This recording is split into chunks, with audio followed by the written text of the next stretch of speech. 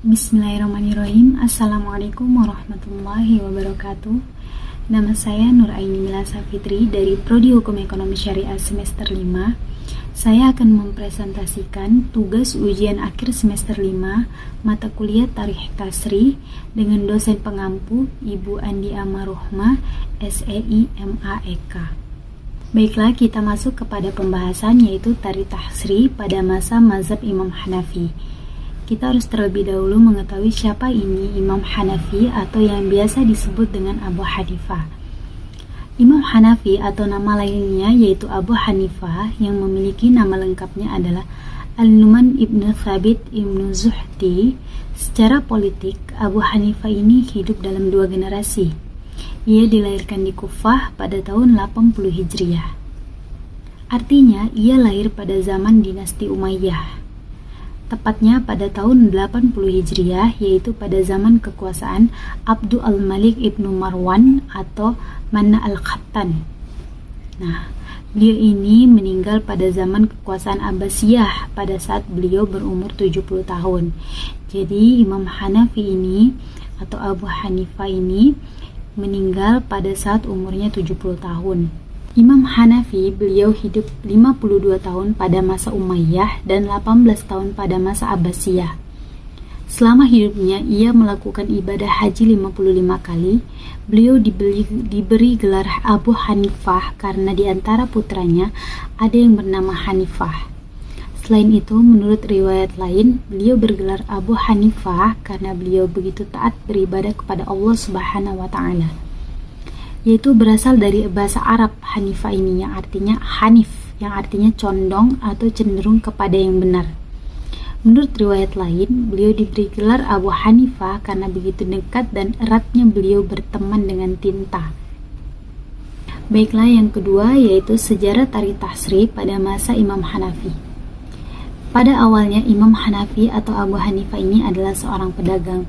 Kemudian ia menuntut ilmu dan mempelajari ilmu kepada ulama Irak. Nah, beliau ini awalnya fokus, Imam Hanafi ini awalnya fokus menuntut ilmu itu hanya yang berkaitan dengan ilmu keagamaan. Namun, seiring berjalannya waktu, beliau lebih memfokuskan ilmu yang dipelajari ini yaitu tentang ilmu fikih, tentang kehidupan, bermasyarakat atau bermuamalah. Namun, tidak melupakan ilmu yang lain. Abu Hanifah sendiri memang sangat tertarik mempelajari ilmu fikih karena yang mengandung berbagai aspek kehidupan. Nah, beliau mengajak kepada kebebasan berpikir yang berkaitan dengan masalah-masalah yang baru yang terdapat dalam Al-Quran dan As-Sunnah. Nah, Imam Hanafi ini banyak mengandalkan kias atau analogi dalam menentukan suatu hukum pada masa Tarikh Tasri tersebut. Nah, selanjutnya yaitu tujuan Tarikh Tasri pada masa mazhab Imam Hanafi. Nah, tujuan mazhab Imam Hanafi ini pada masa Tarikh Tasri di zaman itu yaitu menyusun kitab fikih berdasarkan kelompok-kelompok yang berawal dari kesucian atau yang kita sering dengar atau yaitu toharoh. Nah, sholat dan seterusnya. Jadi beliau menyusun kelompok-kelompok kitab yang berkaitan dengan kesucian atau toharoh, sholat dan seterusnya, yang kemudian diikuti oleh ulama-ulama sesudah beliau seperti Imam Malik bin Anas, Imam Syafi'i, Abu Daud dan Imam Bukhari.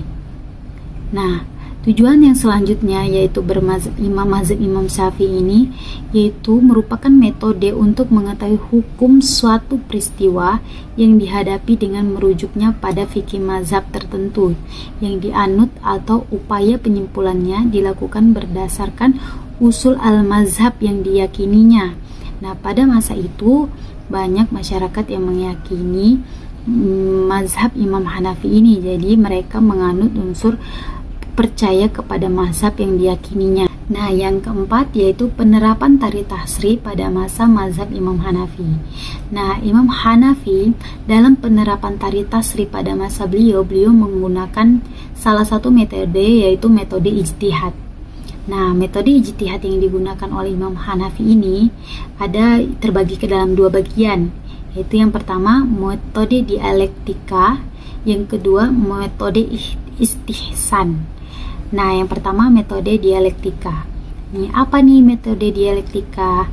Nih, metode dialektika ini dengan menggunakan analogi terhadap suatu permasalahan, metode yang digunakan Imam Hanafi ini independen. Independen ini dalam artian lebih menjurus kepada pemikiran individualistik atau individual yang diikuti dengan pola kias. Nah, yang kedua yaitu metode istihsan. Metode istihsan ini yaitu upaya untuk mentawakufkan prinsip-prinsip umum dalam sanas disebabkan adalah adanya nas yang lain yang menghendaki demikian. Nah, metode ini dikaitkan dengan maqasid al-syariah. Toha Jabir Fayyad al-Ulwani membagi cara ijtihad Abu Hanifah ini dalam tarikh tasyri yaitu menjadi dua cara ijtihad. Yang pokok dan cara ijtihad merupakan itu cara tambahan. Sedangkan cara berijtihad Abu Hanifah yang bersifat tambahan itu dalam penerapan tarikh tasyri ini, yang pertama bahwa dilalah lafal umum atau am, yaitu lafal. Yang kedua, bahwa pendapat sahabat yang tidak sejalan dengan pendapat umum adalah bersifat khusus. Yang ketiga, bahwa banyaknya yang meriwayatkan tidak berarti lebih kuat atau rajih. Yang keempat, adanya penolakan terhadap mafhum atau makna tersirat, yaitu syarat dan sifat. Yang kelima, bahwa apabila perbuatan rawi menyalahi riwayatnya, yang dijadikan dalil adalah perbuatannya, bukan riwayatnya. Yang keenam, mendahulukan kias jali atas khabar ahad yang dipertentangkan. Dan yang ketujuh, menggunakan istihsan dan meninggalkan kias apabila diperlukan. Nah, itu salah satu penerapan ijtihad pada masa tarikh tasyri yang dilakukan Imam Hanafi dalam menentukan hukumnya, dalam menanggapi hukum tarikh tasyri pada masa beliau. Nah, yang selanjutnya penerapan beliau itu langkah ijtihadnya yang ditempuh oleh Imam Hanafi itu dapat dilihat dari ungkapannya, yaitu beliau berkata kayak gini: sungguh saya berpegang pada kitab Allah jika aku dapati di sana, jika tidak saya ambil sunnah Rasulullah. Jadi Abu Hanifah ini atau Imam Hanafi ini berpegang teguh atau mempunyai prinsip dia berpegang hanya kepada kitab Allah, yaitu Al-Quran. Jika beliau tidak dapati hukumnya di situ, maka beliau akan berpegang teguh kedua, yaitu kepada sunnah Rasulullah, yaitu hadis-hadis Rasulullah. Nah, dan athar sahihah yang tersiar di kalangan ulama sikah, jika tidak aku dapati di kitab Allah juga katanya dan sunnah Rasulullah, saya mengambil pendapat sahabat yang aku kehendaki pula. Jadi setelah beliau berpegang teguh pada pertama yang diambil hukumnya itu pada Al-Quran, yang kedua pada sunnah Rasulullah, jika juga tidak didapati maka beliau berpegang teguh pada sahabat atau ulama-ulama yang dikehendaki. Kemudian kata Imam Hanafi yaitu, aku tidak keluar dari pendapat mereka ke pendapat yang lain. Jadi jika Imam Hanafi sudah mendengarkan satu pendapat, dia akan mempelajarinya, dia akan benar-benar mendengarkan pendapat itu, merincikan pendapat itu, dan dia tidak keluar dari pendapat lain.